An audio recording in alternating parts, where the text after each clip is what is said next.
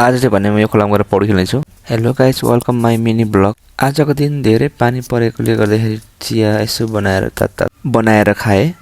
मलाई पानी परेको धेरै मनपर्छ, त्यही भएर बाहिर निस्केको माथि डाँडातिर जानु मन लाग्यो भ्यू हेर्न, अनि तपाईँहरूलाई पनि हेराउनलाई।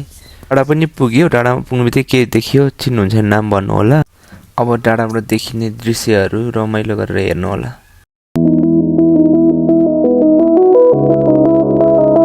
माथिदेखि पनि फर्किए, यसो ढलमा हेरेको पानी बबाल आइरहेको। अब चाहिँ खोलातिर जाने बाटोमा जाँदै थिएँ, खसी काटेको देखेँ के कस्तो दामी।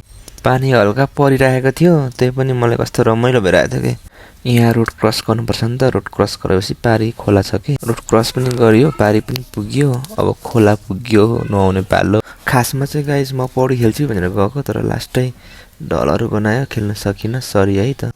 थ्याङ्क यू गाइज, यहाँसम्म हेरिदिएको। लाइक, कमेन्ट, सब्सक्राइब गरिदिनु होला।